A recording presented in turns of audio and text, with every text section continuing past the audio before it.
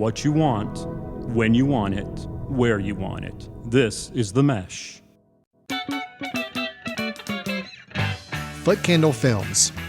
Film news and reviews from two guys who really like movies. This episode is brought to you by the Foot Candle Film Society. For a schedule of upcoming screenings and membership information, visit the Society's website at www.footcandle.org. Hello, everyone, and welcome to Foot Candle Films here on the Mesh.tv podcast network.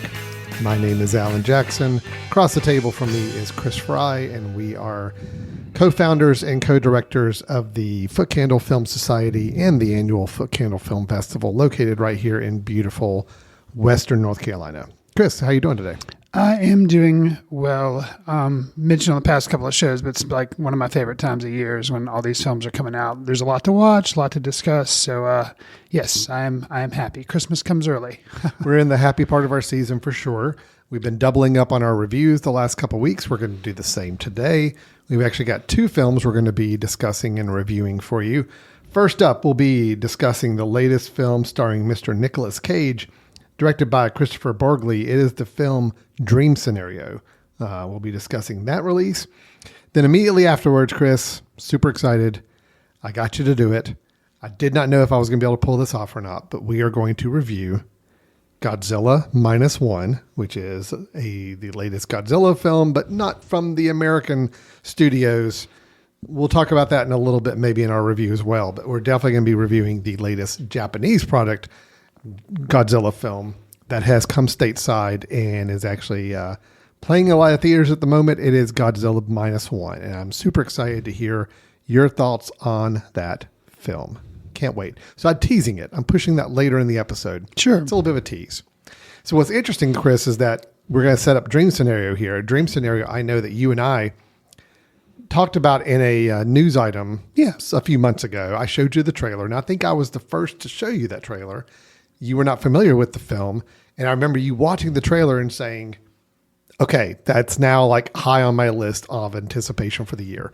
So this is going to be an interesting episode. I want to hear, as we get into our review of Dream Scenario, your take on a film that you deemed as very highly anticipated. Me, I'm a big Godzilla fan. I have some anticipation for Godzilla Minus One. I would like to hear our thoughts on that anticipated film, at least from my perspective as well. So, we've got a lot to get into. Are you ready to get started with our first review? Let's do it. All right, let's go into Dream Scenario. Why does the zebra look the way it does? So embarrassing. Hey, focus. Is this how it went? No, it's different now. Paul! You've been on my mind recently. Yeah? Because you keep popping up in my dreams. You don't do anything, you're just there. So, this specific person, the remarkable nobody, I've also had that experience. Do you have a picture? In his latest film, Dream Scenario, Nic Cage plays Paul, a college professor whose life is turned upside down when millions of people start seeing him in their dreams. With Pig in 2021, The Unbearable Weight of Massive Talent in 2022, and now Dream Scenario in 2023, did Cage score a cinematic tic-tac-toe of success, or do you think the high concept of this film blocked him from a third-in-a-row success? Alan? What was the first option you gave me? Is that it was a tic-tac-toe? Yeah, was it a tic-tac-toe of success, or was he blocked with the high concept of this film? I see. There we go. No. I'm all about the tic-tac-toe win here. Okay. Let's talk about this film. I really, really like this film a lot. And I'm not going to go out on a limb and say it's one of Nic Cage's best performances, because I every time I even think that to myself, I'm like, well, no, but I remember he was really, really good in this other movie too. And he was really good in this movie too. So it's like, I don't know. I think you get caught up in the moment when you see a really good Nic Cage performance and you're just like, oh, this is the best Nic Cage performance ever. And then you're like, oh, wait a minute. No, there's been like 20 others I've said that too. So it's not. I'll say too, I called out films from the past year, but that's not even all he's made. The thing is, he makes a lot of films. Yeah. Some go like straight to streaming or whatever, and you're never really sure, I guess, the quality of a Nic Cage film, that he's going to be in. But yeah, Pig Pig is the one the last one that was in 2021. That one for me really stood out as being really good. I thought he was really good in the one where he played himself, the comedy. Unbearable Weight of Massive Talent. Yeah. Very good as well. So, Dream Scenario, I dug this movie for a couple reasons. Okay. I think it is a high concept film, and it's a fascinating concept. A fascinating concept that I think has its own way throughout the story, and we can do this again, always without spoiling anything, but starts to speak a little bit more about, whether it's more of a groupthink type of culture, some cancel culture elements to it. There are a lot of other bigger picture things. Social media thoughts. commentary. Yeah, absolutely. Sure. All that woven into a concept idea of dreams, a kind of a shared dream experience that people are having, and what that means for, as someone who, I have a spouse that likes to tell me about her dreams all the time. And it used to be... Did she watch this movie? She has not yet, but she will be watching this movie. And someone who has occasionally gotten the raw bad side of if I'm in a dream that my wife has and I don't do something good in the dream, or I'm a bad person in the dream, it is somehow taken out on me in real life the next day. So I get a little sympathy for Paul, the main character, and this concept of all of a sudden people started having him show up in their dreams, and it's a very benevolent appearance in their dreams. He's just kind of there, doesn't really do anything. And that's kind of how the story starts, but there are some twists and turns along the way. So I really like this. I really like Nic Cage's performance. I like the directing, the style of the film. I think it had a very... IMDb has got this listed, Chris. It does this little genres, which I always think are funny because the genre never quite exactly fits what the film is. And this one's got two. It's got comedy and horror. Right. And yes, there are elements of both. Sure. But it's a much deeper movie than just a comedy/horror film. There's a lot more going on here, a lot more I could talk about. Unfortunately, a lot of it I can't talk about in the review. But just suffice it to say, I really enjoyed this film and found a lot to chew on with it. And I am curious now, your thoughts. I was anticipating this film too. That's why I brought up the trailer in one of our previous episodes. But I know when I showed you the trailer, I immediately thought this is a Chris Fry joint right here. So I want to see how right I was, or did massive expectations maybe undermine this film for you? No, I liked the film a good bit, and it reminded me, it's like if you were trying to, without saying like, and his films are often misclassified, Charlie Kaufman, which, Nicolas Cage has collaborated with. They did, or he, I don't know if they collaborated, but he was in a film, he did adaptation with Charlie Kaufman.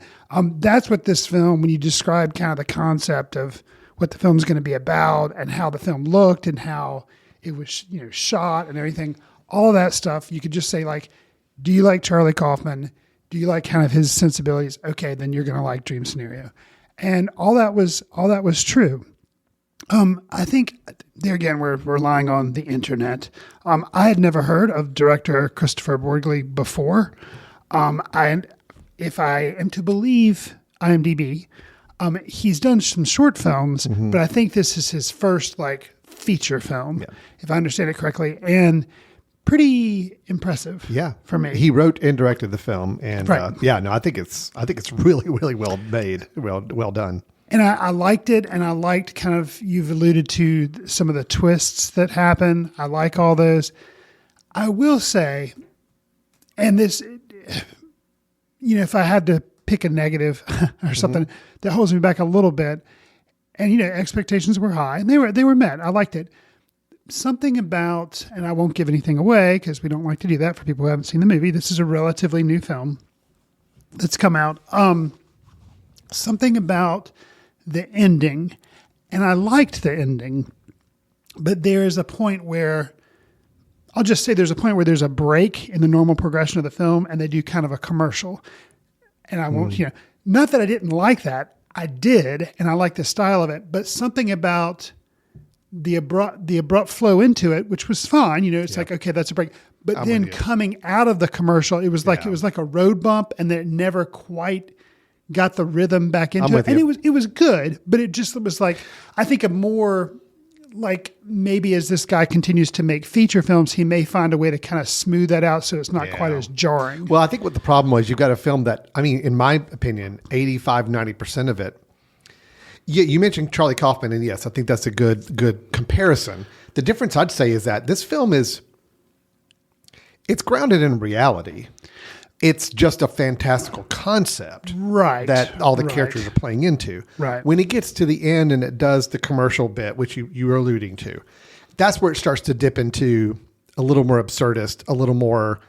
It just kind of went a little overboard on the on the absurdness is the way I could say it. And it did kind of jar me a little bit. And you're right. It didn't quite recover after that. It was I get what they were doing, and I understand the concept. I understand what they're trying to say with that. But it's like the tone involved changed in that. And I think too, like you're saying, the absurdity level kind of cranked up to 10. Yeah. And if there had been a little bit more of that throughout the film, then maybe it wouldn't have seemed as jarring. You're right. And I think it struck me as, there again, I'm not saying I like the film. I want to make sure I get that out there. But it seemed like, to me, it was like, okay, we got to find a way to end this, and this is how we're going to end it. And that's what, it's like, we can't figure out, we've had little twists and things that have happened, but like, how are we going to end this? Oh, I know how. And that was kind of... It's almost like it was building for that last shot, or the very last sequence. Which I like. Oh, I did too. But the only way you could pull that off is you've got to bring in some sort of additional new conceit to make that to have that happen. And I think that was jarring. I think it was a little sloppy the way it got there. Yeah, it was a tonal change that I don't think needed to be there. I'm all for tonal changes in films if it works, but this is one that I thought was just gliding along. It just had the right tone throughout the whole film. It's realistic. It is. Sure. I mean, yes, the concept is, you could say, is a little unbelievable, but that's what everybody in this world is dealing with, is like, yeah, how is this happening? I don't understand how this is happening. And you see all the ramifications and the real life situations. I mean, everything that happened in this film, I'm like, yeah, if this happened, I totally could see that happening. Like people reacting the way they are and all that. It makes perfect sense. We get to that little commercial break area and it's like, all right, now we've kind of stepped into, it's gone Charlie Kaufman style. Sure. Where the rest of the film the didn't dream quite sequences get to that show level. you, but because it's still grounded in reality and those are accepted as this is a because dream. it's dream sequence. And the dream sequences were amazing. Sure. I love the way all of the dream sequences were shot. They looked like dreams. They felt like dreams. It was like, yes, that is, I could envision somebody telling me they had a dream that looked just like this. I'm like, yep, I get it. And so, yeah, but I'm with you on the ending. I thought the ending was a little haphazard, a little missing some tones, and then just not quite, not knowing how to smooth out that ending. I love the ending shot. But again, to get to that point, it did take some machinations. I don't know if quite worked as well. But outside of that, I mean, I'll say I have more of a question about an element of this film. I'm not saying it's a criticism. I mean, I enjoyed the scene, the sequence, the setup. I'm still wrestling with its place in the story. And it has to do with a encounter he has with a young woman about midway through the film. Yes. And it's a really great scene. And it's extremely uncomfortable. And it's very difficult to watch, but very well done. But in the grand scheme of things, I don't understand its significance to the rest of the story. It's like you have a first phase that's happening with these dreams and it's building, and then you have a little bit of a pivot to a second phase of what these dreams are doing and representing and the impact it's having. This little tryst story with him and the young girl happens right in the middle of the two. And I don't understand what I'm supposed to take away. Like, what does that mean for this whole dream phenomenon? Because it seems like it was just one person having a certain different experience than anybody else.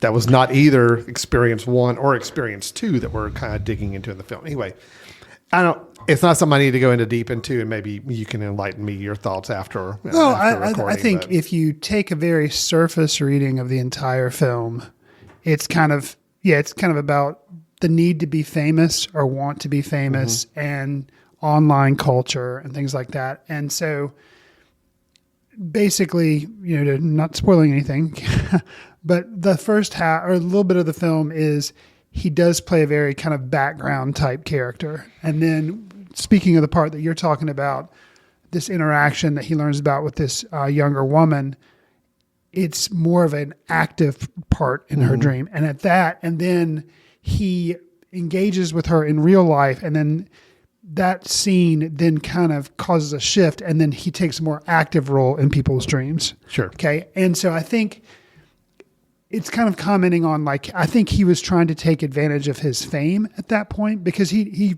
kind of like another movie, but totally different type of movie, but Holdovers. He was in that. Paul Giamatti was playing a college professor, or a teacher who was struggling, who had always wanted to write a book but had never done it. Here in Dream Scenario, it's a college professor, and he's kind of frustrated, and everybody kind of treats him kind of like just a dummy. Not a dummy like they think he's stupid, but they just kind of think like, yeah, you're kind of a loser. You're kind of a schlub. You're not that important. Like, kind of even challenged by his wife as standing up for himself or doing something rather than just kind of hanging out.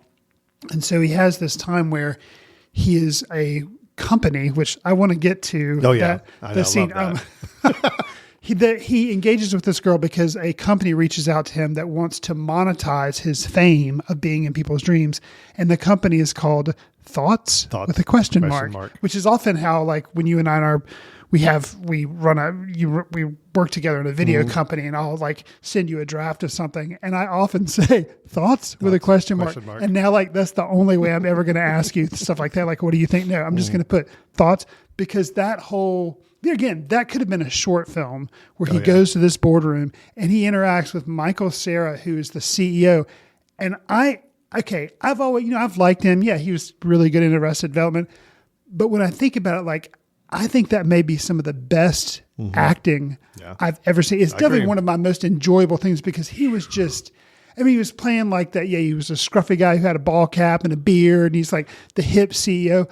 But just the way he delivered lines, man, that was so enjoyable that boardroom scene. It was my favorite moment of the film. But I think getting back to, and it kind of leads up to, this girl obviously is like acting weird toward Nicolas Cage. He senses things. And then I think it's like a sense of frustration. The board meeting doesn't quite go the way they just want him to be a Sprite salesman. I love it. Sprite. Yeah, me too. Yeah, I was just like, that's hilarious. And then just like, and so I think it's just like, okay, I was obviously getting vibes from this girl. I'm going to, and it's just like, and that's kind of what, that is a switching point. Now, I get his perspective on it. And that switches tone, and that switches. Now, unlike what happens at the end of the film where we said there was a commercial and we kind of hit a speed bump of tone and that didn't work for me, that tone and that transition did work for me. And yes, maybe it was the machinations of the second act of the film clicking in, and they needed to kind of change what had already been happening.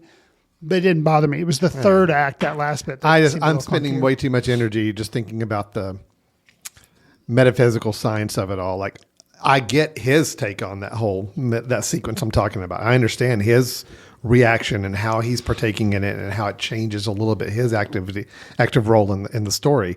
What I don't understand is why she seems to be the only person who had a completely different dream experience than anybody, either in the first half of the film. That we meet. True. That we meet. You're right. Because apparently this is happening like all over the place. If the concept is that he is showing up in everybody's dreams, but he's a very passive person. Like, even the running joke is, there are people in their dreams, their own dreams, where they are in peril or in moments of danger, and he's not doing anything. He's just kind of standing there or walking by. Sometimes in dreams of his family members, right? And that's happening. But it isn't until, we don't really see a change in the dreams necessarily until there's one with his daughter that we see later in the film, and that kind of triggers a little bit of a shift in what the dreams now start to look like. I don't know. Just the young girl that I'm talking about. I can't quite wrap my head around what the significance of her having a dream different type of dream than what we know of anybody else, and what that's representing. But anyway, and again, it's not a criticism. It's just I'm just trying to wrap my head around that, the need for that sequence, because I think the story the way it shifted into the second half, I mean, there's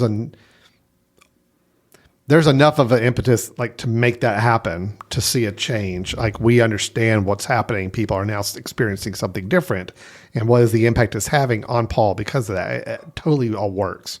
It's just I think her in the middle. I'm still trying to figure out. I think it's just it's just how they get to the second act kicked in. I think there's nothing more complicated than that. And I think if you're going to look at it for like why it was happening, even though Nicolas Cage, I mean, if you're trying to explain things, not that we're trying to do that, but he is in people's dreams. And then when he becomes aware of it, it's okay. But then when he shifts his perception of, is it cool that I'm in people's dreams or am I angry? And that interaction that he has with the younger woman, because she'd had him in her dreams, does not go well. Mm-hmm. And then he is actively angry or like disappointed and angry. And, and I think that is what causes the second act to happen the way it does. Sure. So I think that's the reason. Now, why is she the one person that we see? Well, I think it was just necessary to move the plot forward. Yeah, but it didn't bother me. Whereas the last third did. And that was my fear, is that if it just felt like it was a little bit of a plot contrivance to have her be this one person that is experiencing something different, and that be all that's required to do is to trigger him to shift into the second part of the film. Yeah, I don't know. I need a little more than that. So anyway, again, not a criticism, because I really liked the scene. I really liked the whole sequence. So sure. Yeah, I'm bored with it. Just that's the only one that didn't quite make sense. Its rationale for being in the film, or what that contributed to the story, other than setting him down a path of being frustrated and angry, and we see that happening later on. But look, otherwise, I mean, this is great. I so enjoyed this film and had such a good time with it. Yeah, you mentioned Michael Cera. I am completely on board with you. I didn't know he was in the film, and it's great. So good. The whole sequence with thoughts, is great. Very, very natural. There was also a couple other appearances of some actors I did not expect to see in the film. Tim Meadows playing Brett, which I guess I kind of got the impression, was he like the headmaster of the school? Was he I think it is a college. Dean? So I think he was like a dean. Okay. Yeah. So he's like the dean of the school, but they seem to be relatively decent friends. And he was great. Yes. He was really good. Yeah, really good. And my favorite scene there is coming over to visit him at his house, or coming to stay at his house for a night. Right. So there's so many moments in this film I really just was rolling laughing. I mean, when it hits the comedy right, it's very dark comedy, but when it hits it right, it's really, really, really sharp and good. Yeah, it's a funny film, but a lot of it is dark comedy. Yeah. So, Other thing I'll mention, even though it happens during that whole commercial sequence that we talked about, which is a little problematic, I think, in the whole scope of the film, but Nicholas Braun, who I know you have still not, I don't think, watched Succession. I have not. TV show. But Nicholas Braun is cousin Greg in Succession, and he played Brian Berg, the CEO of the company that's in the in the new the commercial towards the end. Okay, a little bit of the shift there. So nice. This film had a great mix of the comedy and terribly, terribly uncomfortable confrontational scenes and just uncomfortableness all the way around. I mean, it really is this concept of, if somebody was experiencing celebrity status, and somebody who's not used to it and not prepared for it, and to see that level of celebrity status, but then to see that status turn and to see it shift into something not so positive, and how that is now responded to and reacted to. I mean, you can apply this situation to anybody that's a celebrity. It's like, you're a celebrity, you're riding high, you say something, and all of a sudden now you are ostracized and shifted. And it's like, that's the kind of thing we're exploring here with this. And I think that's, it's fascinating. So, I'm really high on Dream Scenario. I think it's great. I do think there's a couple of things I wish had been either tidied up, or definitely the ending could have been a lot smoother, a lot more. It didn't need to be. It wasn't. I'm not looking for rewarding. I'm not looking for any more closure than it gave me. Just like you described, it needed. It was the transitions. It was the tonal change and shift that was a little abrupt, and the product that was introduced and how it was actually like impacting the story in the last 10 minutes of the film was it was a little jarring. So, but otherwise, all was great. You got anything else on this? Nope. I think that wraps up my thoughts on Dream Scenario for sure. Well, that is Dream Scenario. I know it was playing in some theaters. It's not online yet. I don't know when it will be. I don't either. But I absolutely am recommending people check it out. I think if you're a Nicolas Cage fan or a Charlie Kaufman fan, then I would say, check this out. And if you don't mind dark humor, because it is dark. It is labeled as a comedy / horror, and there are some elements of quote horror in it. But there's also a lot of comedy. I think dark comedy, very dark comedy. Good stuff. All right, that is Dream Scenario. Positive recommendations from both of us. That is good to hear.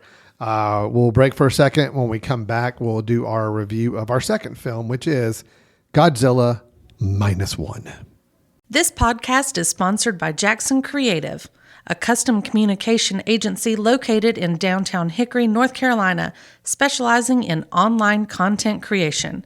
To learn more, visit thejacksoncreative.com. Jackson Creative, we tell your story.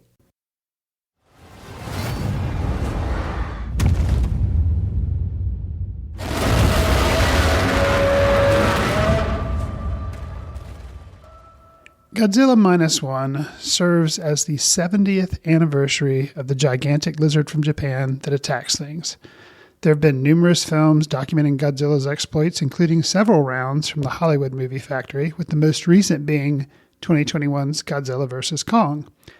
Alan, you're more of a connoisseur of these films than I am. So we'll get to what I thought, but I want to know, what did you make of this entry, since you have more of an understanding of his I understand catalog. The character of Godzilla more, Correct. is what you're trying to say. So I can get deeper into the mind of this creature. Now, I love giant monsters destroying things and cities and stomping around. And I love that. I love it when it's done well. We've talked about some of the more recent Americanized studio versions. You mentioned what was the last one? It was Godzilla vs. Kong. Godzilla vs. Kong. Yeah. There's another Godzilla vs. Kong coming out soon that they released a trailer for this past week. Okay. I think trying to capitalize on a little bit on Godzilla buzz. Sure. That trailer does not look good. I'm not excited about that at all. So that's a whole nother conversation. But yeah, Godzilla Minus One is from the Japanese studios. There's been a little bit of they've been making these Godzilla movies since the late 50s. Now, is the writer and director of this film, is he kind of been at the helm of a lot of them? Or is he new to okay. He's no, he has not done any. Actually, okay. This is, really? First one doing, from what I'm aware of. But the studio itself has they do these Godzilla movies kind of in like phases. So this is like part of a little bit of a movement, kind of a different style of Godzilla movies in the last couple. There was one, Shin Godzilla, that came out a couple years ago. That was more similar in tone and style, like this. And this one's gotten a lot of buzz for just being kind of a really interesting take on the character, and the fact that it's set in post-war Japan. It's a different time setting. I don't know if you mentioned the plot necessarily or not, but I mean, wait, this has a plot? Yeah, there is a plot to it. In post-war Japan, this is after the war. Japan's kind of at its low point after the war, and a giant monster all of a sudden starts showing up and attacking. And we're following several characters, but one in particular, Kochi, I believe, Kochi Shikishama.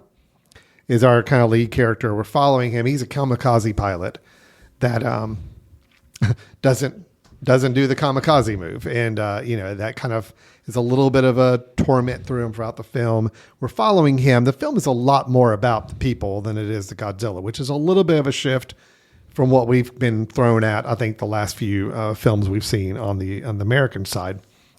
And so we're following his character, and it just seems that the Godzilla creature is kind of along for the ride and showing up at different places and affecting his life and those around him. The film really kind of builds to a plan where people have to kind of rise up and figure out how they're going to defeat this creature. I liked it. Okay. I did like it.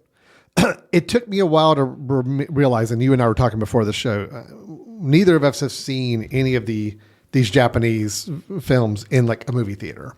Correct. And it's very, very sporadically whether I see the Japanese films at all that have come out. I definitely have seen all the American version of Godzilla.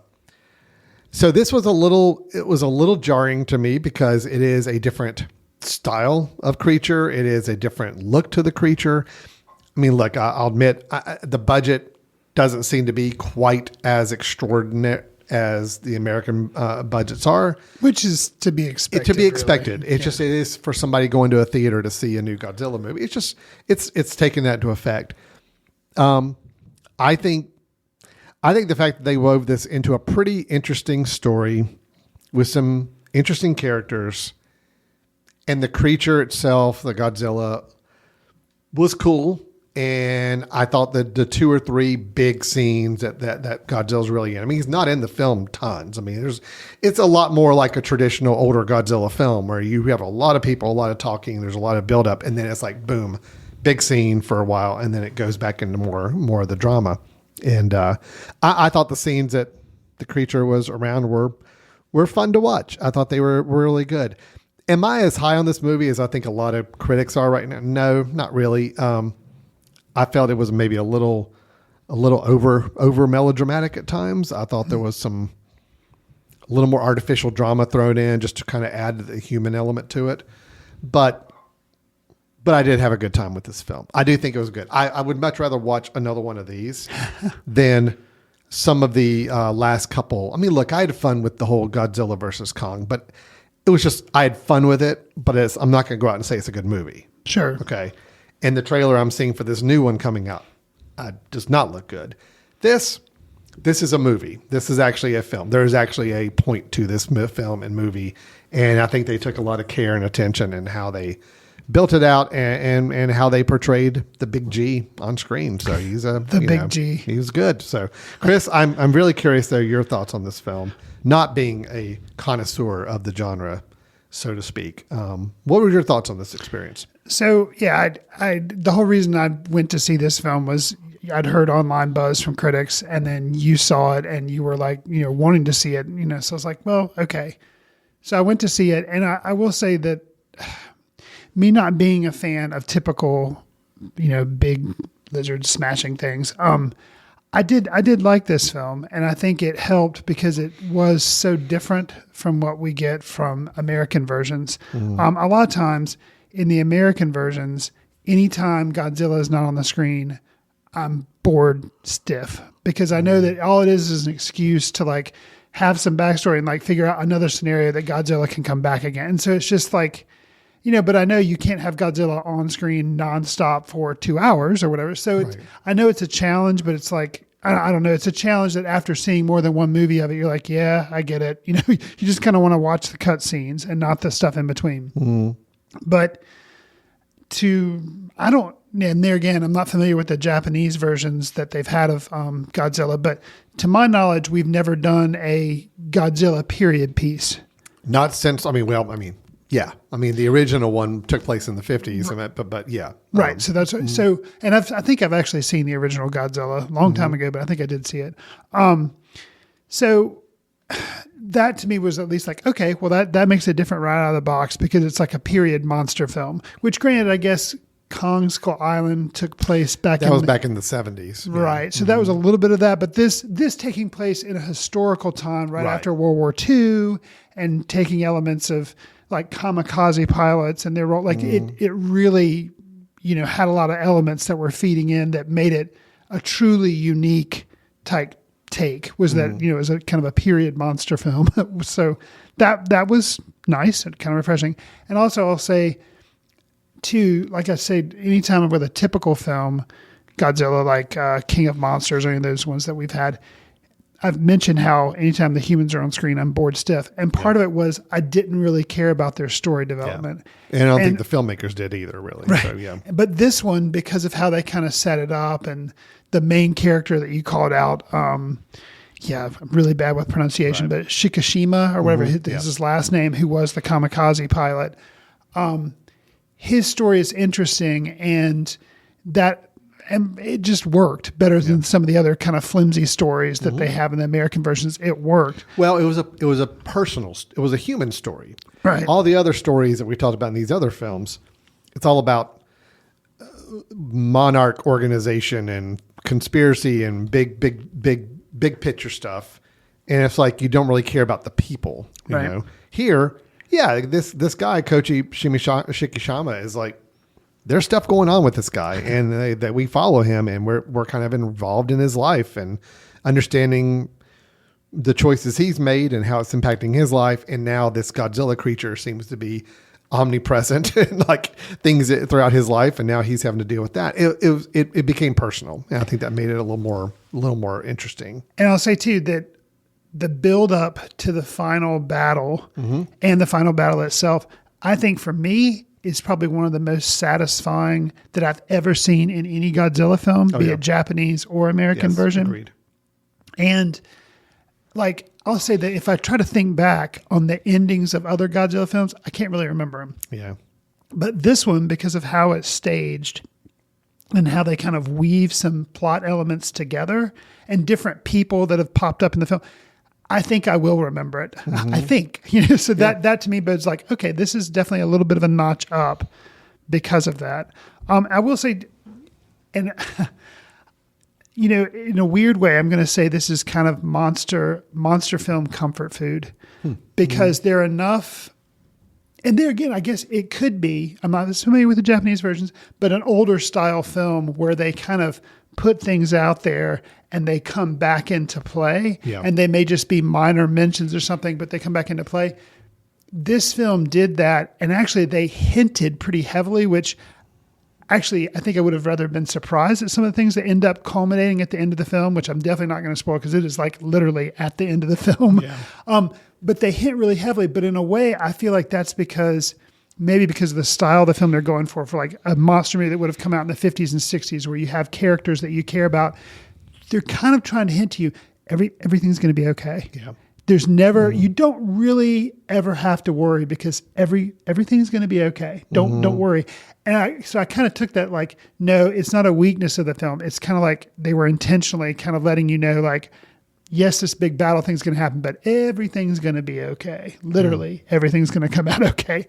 So I thought that was an interesting take, and maybe kind of like a flashback to an earlier style of filmmaking where you kind of, you throw surprises, but it's really like to kind of end you on a extremely upbeat and happy note. So I thought that was something interesting. So I will say, I had a good time with it. I was surprised that I liked it as much as I did. I will say though, kind of like you mentioned a little bit, I think if there's a problem that I could say with the film, and I don't know if the original, I'm not familiar, you'll have to tell me, if the original Japanese Godzilla movies have this problem, but it's like, I want to blame it on American filmmaking that they had to make it 2 hours. Oh yeah. I think like this film, if it had been 90 minutes or 85 minutes, and I know everybody listening is probably going to take a drink because every time we mention runtime, but with this, it was such a different take. And so it's like, oh, it's a period monster film. It's good. And you had human stories, but you did care about them. But maybe if they could have just shortened some of those human stories just a little, just a little bit, it would have helped the runtime seem slimmer, and it would have been like an amazing. It would have been. It would have really kicked it up even another notch. I think actually, if they'd have done that, you mentioned kind of the critical response, and you say you're not as high as other critics. I agree. I'm not either, and I think if they had managed to trim the runtime, managed to trim some of the drama that was maybe just milking it a little much, then I would be as high as everybody else. I could see that. I didn't really pay attention to the runtime, but I do feel like there was a little more milking of drama than it needed to have. Sure. I thought the drama worked on its own on the story. I don't think it needed quite it did dip into a little more melodrama at times than I would have liked, and that might have impacted the runtime as well. So I like the fact that, look, Godzilla's a bad dude in this one. I mean, there's not. There's kind of over the years. That's kind of American ones. They've kind of made him out to be a good guy, a little right? bit. I mean, when who is it that did the Gareth Edwards? Gareth Edwards did the 2000 some version of Godzilla. Sure, that kind of rebooted this whole franchise, right? And he was he was bad, but I think the idea is that there were some humans that are like, he felt like he was misunderstood or like, he just needed help. He whatever. So it wasn't like that. It was just this absolute evil terror, like destroying us. It's like, oh no, this is creature and we got to try to figure out how to help him or get whatever before he destroys us all. Right. And then over the several movies, yes, he has become a little more heroic. Sure. Where people actually need him. And to where Stranger Things girl was like bonding with him mentally. Right. Yeah, exactly. And the trailer for the new one coming out makes it look even further. Okay. Yeah. I may have to show you that. We haven't seen the trailer. Or it just came out a couple days ago. Okay. I may have to show it to you here in a second. So I think the fact that they're just like, nope, Godzilla's bad. He is a bad, evil, angry monster that's just hell-bent on destroying. That's it. There's no retribution. There's no redemption. There's no backstory to Godzilla. It's like, no, this creature just grew out and he's now attacking us. I don't even really think they didn't really hint on like really how he was created or how he came about or anything. No. I mean, of course, the original one obviously has the kind of the whole idea of the nuclear fallout and just the kind of the impact it has on some creature and grew that creature up. Right. Here, they're just like, nah, we don't really care. He shows up in the first 15 minutes of the film. He's a much smaller version at first. Right. So I guess the idea that he's growing. Right. But then when because we see by the him end later, of the film, he's big. Oh, he's bigger. full size. Yeah. Okay. It's like, okay, well, he's full size now and he's still bad and we still have to get rid of him. And that was it. I'm like, I like the simplicity of that. Don't need to add any more layers that don't need to be there. Let's just have a fun, good Godzilla film. And I'm with you on the ending. I thought the whole build up, the fact that it takes place in a whole different setting, not in a city, it was also kind of interesting too. But the fact that there's a plan and people are working towards it and we know what we need to do. And oh my gosh, what happens if something goes wrong? And we have to kind of fall back on another plan. We got a plan B. Yeah. It's like, I love all that. It's like, it was a true mission to do this. And you are following along the steps of what they're having to do to make it happen. And it worked. It's kind of like really a heist film, but not, they weren't used to kill Godzilla. Which is great. So, because I think a lot of times you're right. And these films tend to build up to just big overall CGI spectacle. And that seems to be the way they end all these films is, well, let's just throw them into a city against another creature and we're just going to let them fight. And that's going to be the end of the film. Here it is like, no, there's actually a story to the ending of the film and it worked. So, yeah. I think too, I was wondering what not that it's a surprise, but the Japanese perspective on World War II and war itself. And not that it's surprising, but it's not done heavy-handedly, but they're just kind of like, yeah, war makes no sense. It's just bad. Everybody loses. There's lots of death. And it's like, let's join together to try to like live our lives, not to try to end lives. And so it's just, kind of these statements that were made that I didn't think were heavy-handed, but it was, I was surprised and liked how that was kind of woven in there about how, fighting and war and everything, just obviously bad. So, yeah, I think it had some good, interesting things to say and some good commentary to make during the film, but overall it was still just a very enjoyable, exciting film with some good human elements to it that really kind of help carry it along and make it worthwhile. So, and as you mentioned, it was fun just to see a Japanese Godzilla movie in the theater, which is a first for me. It was cool. So it's kind of neat. I do believe there was some people in the theater with me that did not know it was going to be a Japanese version. Okay. I think I was a little surprised. You're like, oh, wait a second. Yeah. So, but it was a good experience. So I did like Godzilla Minus One compared to what I think the last several films out of the American studio have been like. This is definitely much more up my alley and worked for me a lot better.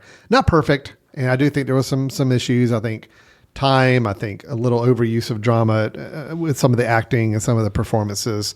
But overall, I still had a really good time with the film. So I'll say, watch if you are obviously a fan of Godzilla movies and stuff. Definitely go see this in the theater because I guess normally a monster movie I'm kind of checked out anyway because it's not my bag. I'm not really that into it. But I thought the sound, they did a really good job with the sound, and maybe what they're lacking in some money that they could use for on-screen effects and stuff. I feel like maybe they were always like, you know what, it's a lot cheaper to really work on the sound. Let's work on the sound. I thought the sound in a lot of instances was really amazing. Godzilla's roar, which he's known for, I really liked the way, it sounds dumb, but I really liked the way it sounded. It was really awesome. And I did see supposedly what they did instead of trying to recreate it. They took the original Godzilla roar, which people can kind of hear in their heads probably already, and they just played it really, really loud over loudspeakers and recorded that. And that's what they used for the roar. So it was like, that was a weird, because I thought it did sound different than like American versions, but you could tell it was still like the Godzilla roar. But so I thought that was an interesting way of like having it be the same, but different. So I feel like that was the sound I thought really made it effective to watch on the big screen in that experience. So. And if I could just call it to a kind of a nice use of a familiar Godzilla trope, but I think done really well.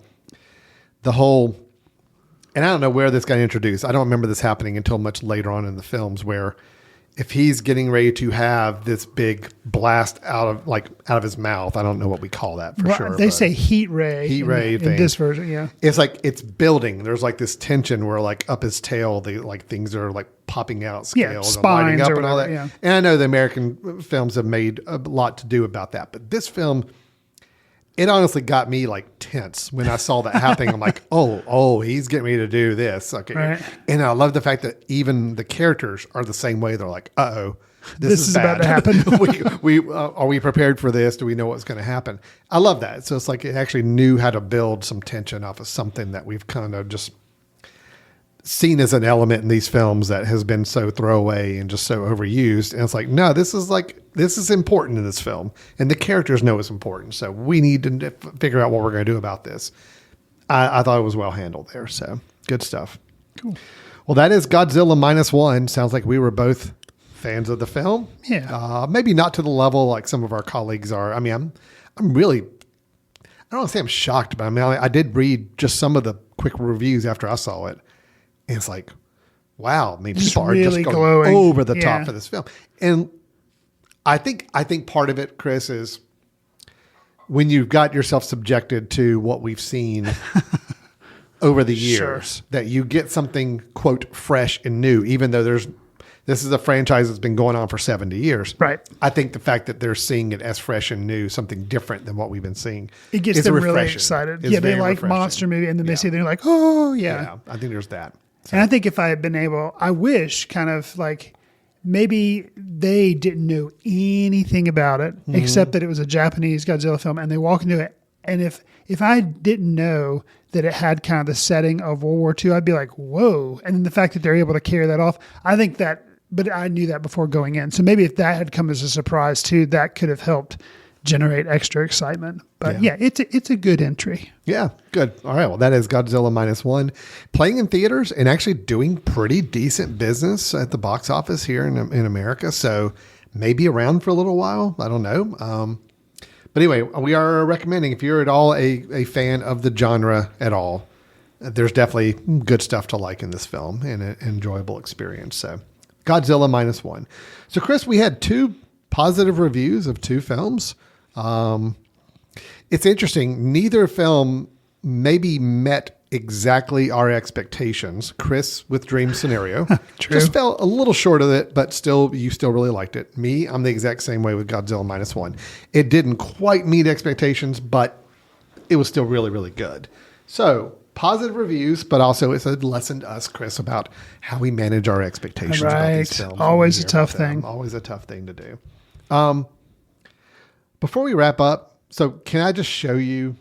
Can we in the trailer? Yes, for Godzilla. So this will be kind of a modified version. Normally we have a whole new set, but yeah, let's get quick reactions. Yeah, because we just saw a good Godzilla movie. Right. We talked about a good Godzilla movie. Right. And look, I've been defending the American studio versions for a while. I at least argue for a decent time that I have with them. I did like the Gareth Edwards Godzilla. Thought that was really good, really well done.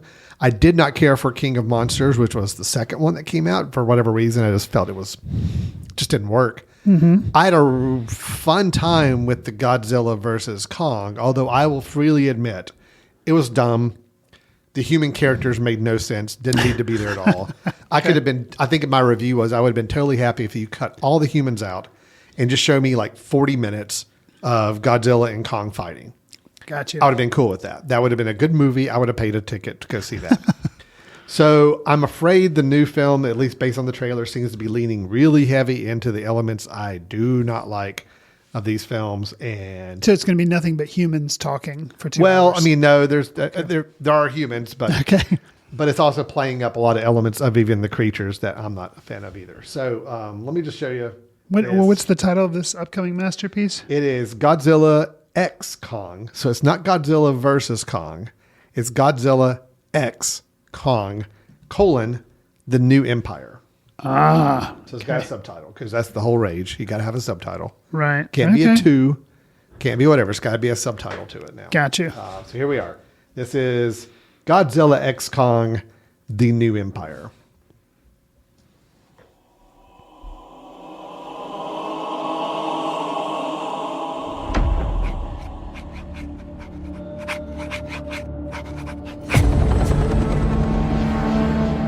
For most of human civilization, we believed that life could only exist on the surface of our planet.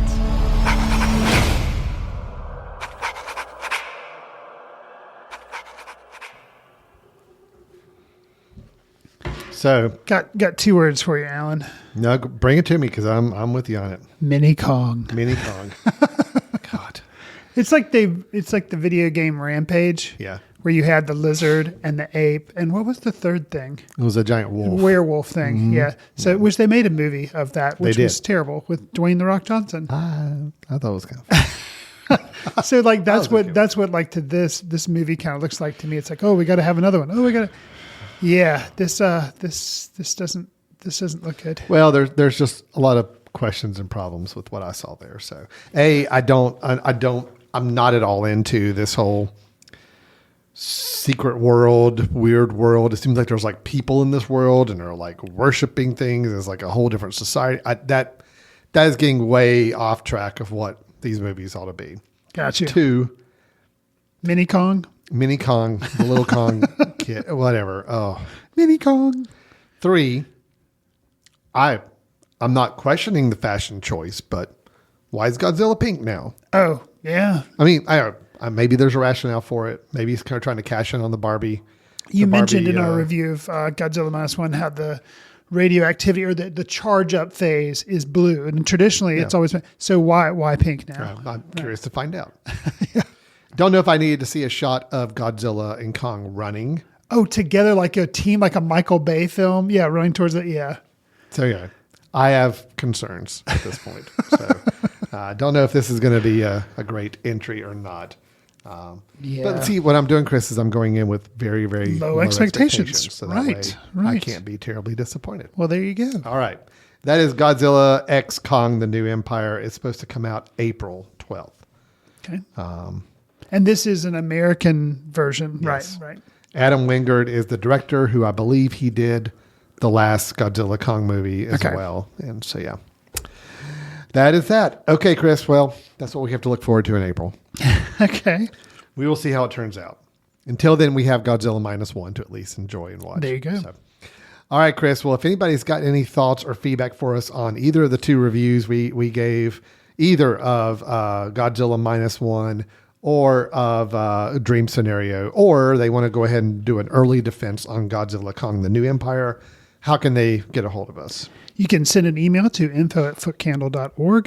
You can follow us on Twitter @FootCandleFilm, Facebook, we're just Footcandle Film Society, Instagram and Threads, we're Footcandle Film. Al and I are also on Letterboxd, where we try to track what we're seeing and leave quick takes sometimes. Do us a favor. If you like our podcast, which we hope you do, you are listening to it, give us a star rating, write a review, share with friends on whatever service you receive your favorite podcast. It'll help us reach new listeners, and we'd appreciate that. All right. Well, that's going to wrap it up for today. Thanks so much for listening, and we will look forward to talking to you next time we record. See you in the ticket line. Watch films in the company of like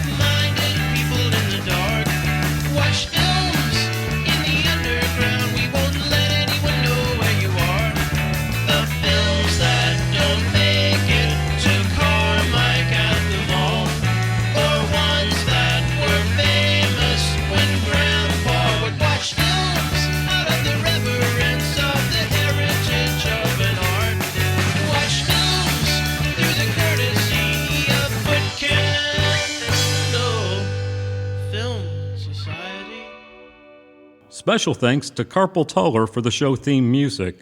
For more about carpal tunnel, visit www.carpaltunnel.com. You've been listening to The Mesh, an online media network of shows and programs ranging from business to arts, sports to entertainment, music to community. All programs are available on the website as well as through iTunes and YouTube. Check us out online at themesh.tv. Discover other network shows and give us feedback on what you just heard.